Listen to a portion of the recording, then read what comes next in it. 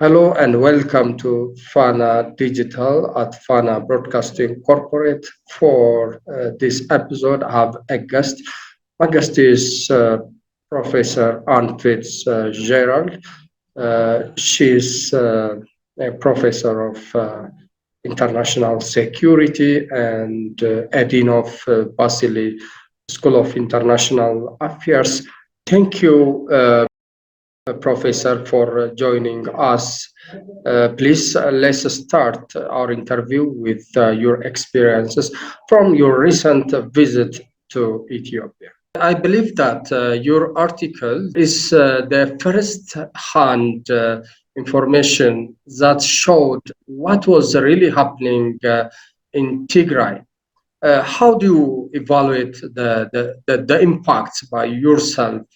Do you think that people and concerned bodies have taken lessons from your work of writing, your article? What was your comment on that?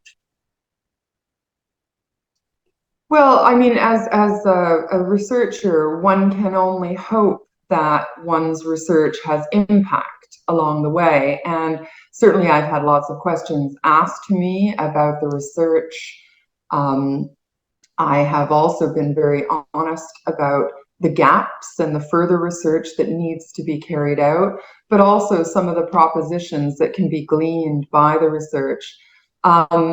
I would like to think, I would hope that some policy officials and rights workers and media have been encouraged to engage with these populations. It's very important to recognize that these populations feel that they're in permissive space to speak honestly. That was certainly shared with me, but equally, they're very concerned about their eventual return to Tigray, especially those that were forcibly recruited to fight, and those who shared with me that they surrendered to the federal authorities or to local communities who sheltered them at the earliest opportunity possible. They feel very concerned about returning to Tigray, as they had been told very clearly that they should take their own lives before turning themselves over to the enemy, quote unquote. And that feedback came to me from almost everybody that I interviewed. So one can only hope that these groups, that permission is being sought for other groups to access these camps, these same camps I went to. I think they're a very important part of the research that needs to be carried out on the conflict in northern Ethiopia. Also, the communities that interacted with these individuals along the way, and you know, the mutual support that was shown by the people at the grassroots level. I think there are some misperceptions that there is great friction between these communities, but they all, generally speaking, spoke admirably and supportively of each other. And so, you know, that suggests that the problem really is between the political actors and not so much between the local communities. I mean, the Tigrayan IDPs who I interviewed were very honest about moments of tension that arose when they were passing through communities, but how that tension was diffused very quickly just by conversation and engagement, and realizing that that people weren't a threat to each other, and realizing that they were the brothers and sisters that they wanted to stay very much connected with. So yeah, I mean, at the time that I was there were other researchers and journalists in the region. You know, some of them have produced accounts of their work. Some journalists and researchers were in different camps than the ones that I accessed, but some were in the same camps. And I would hope that the Ethiopian government would allow access for anyone who has a mandate for research, and who asks to access some of these groups. I mean, one thing I did say when I was leaving both the camps was, to very kind individuals who gave me their time and who sat with me, who walked with me, who shared their experience and the thoughts that were on their mind. I said, would you be willing to speak to others about this? And they said without hesitation, of course, anytime. So I would still really encourage that. I have not seen evidence in media output or research output that these individuals have been connected with by others since back in April and May when accounts were being published. But I would encourage their voice to be heard by others. Thank you very much. As you told me, you had been to Ethiopia for many years before recent visit, and you also visited war impacted, conflict impacted areas in several parts of the northern Ethiopia. How is your reflection on the overall destruction, vandalism, and other wrongdoings by the TPLF group in this war-affected areas? Well, I think it's important to say up front that I did not visit Tigray when I last traveled to Ethiopia, but I did travel across the northern regions of Afar and also in the conflict-affected regions of Amhara, like North Wallo and South Wallo. And I think it's important to recognize that the 5 districts that were deeply affected by the conflict in Afar depend on their telecommunications, banking, and all the basic services from Tigray, the same way the regional state of Tigray depends on those services. So, they have been really impacted by this conflict as well. I mean, it was heartbreaking. It was very sad. I passed numerous mass graves. I passed the destruction of universities, health services and health centers, bridges, some of which had been repaired, others which had not, houses, shops, mosques in certain areas in Afar, the remnants of Holy Quran books had been littered, used for ablutions, had been left in a very devastating state of disarray. I witnessed children who had died in northern Afar because they had been uprooted from their homes. So there was a huge flow of IDPs from 5 districts in northern Afar. And when, during the second campaign of the TPLF and occupation in those regions, heavy artillery and snipers and other sorts of weaponry that had not been so prominent in the first campaign had forced most of the population to leave because they were unable to defend themselves. And that initiated quite a long walk to what became makeshift refugee camps in the Lake Afdera region, Silso, and down around the capital of the region, Samara.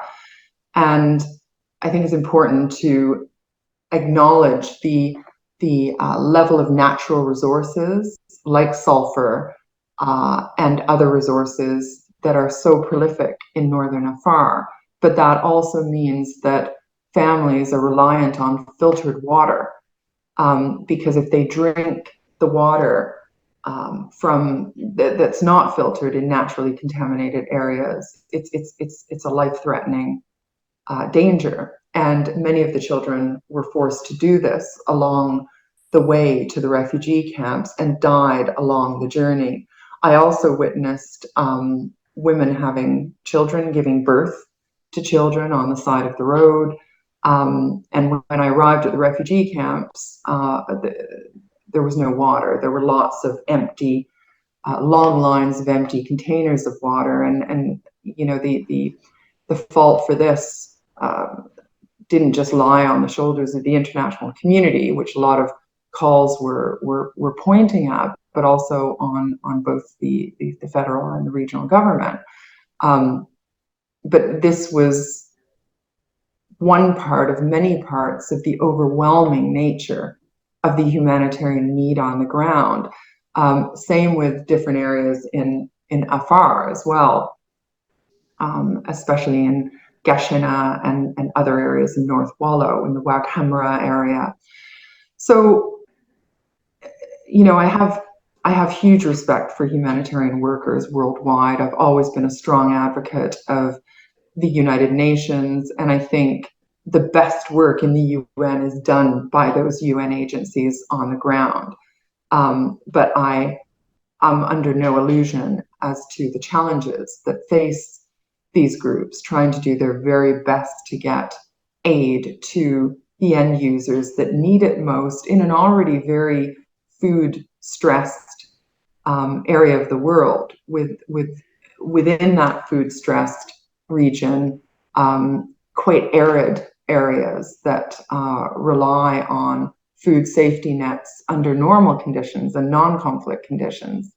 So yeah, the humanitarian effort is enormous. Thank you very much. You have given us a detailed look of such damage caused by the ZPLF group on such institutions and human lives in the two war-affected regions. But no concerned international body condemned this damage caused by the TPLF group. What is the reason? What do you think is the reason behind? I think this has been one of the big disappointments of the coverage on this conflict, and not just this war is an information war. I mean, this is clear. It's a war of high levels of propaganda as well, and very sadly, in times like this, the truth gets obscured, the truth gets hidden, the truth gets questioned in any type of forum or publication. And there's a real need, therefore, to travel to these areas to see for oneself what is really happening, and then to profile that and really make the world see that the narratives are very different, and the words being used to describe the conflict are not altogether correct and not altogether helpful. So the war has been described by many organizations and many commentators as a war in Tigray, when, you know, a large part of the fighting and the battle spaces have been located in Amhara and Afar. I think that the global information network that has supported the Tigray narrative, for better and for worse, has been very dominant and has marginalized this somewhat weak projection of information from Ethiopian authorities. And I think it took quite a long time for that information to take a regular to make regular interventions, helpful interventions, evidence-based interventions. And, you know, I think the administration was a new administration. Information as a tool of national power had been used quite strategically by the former administration, and the concept had to be a newly developed one under the new administration because of the commitment to a democratic pathway. And I don't think that it was approached as robustly as was necessary and as was needed. And I think messages became contorted, the realities of the war became very much misunderstood and dominated by people commentating who were nowhere near the conflict, or by the political leaders that were dominating that messaging. So we didn't see a normal kind of media coverage of this conflict. There was efforts by many different groups to stay out of the Tigray region. There was a reluctance by other groups to travel into Amhara and Afar to get a glimpse of what was happening on the ground there. I mean, I'm an academic, I'm a researcher. I should come into these regions way after media has been covering them. And I was very surprised and disappointed to know that I had been the first researcher to step foot into some of these areas in North Wallo and in northern Afar. That shouldn't be the case, because I'm not a media reporter. I don't have those skill sets. I'm an academic researcher. And media plays a very important role in society and helps inform the world in a very investigative way on what is happening on the ground. And we saw this phenomenon where media was reporting from a distance and relying on telephone calls and satellite media images to create stories. And those stories were being published and then picked up by other media groups that did not live in Ethiopia, or that weren't based in Ethiopia. So those stories became circulated, and we saw this sort of groupthink phenomenon based on reportage that had not come from the ground. And I don't think this is a good direction for reporting.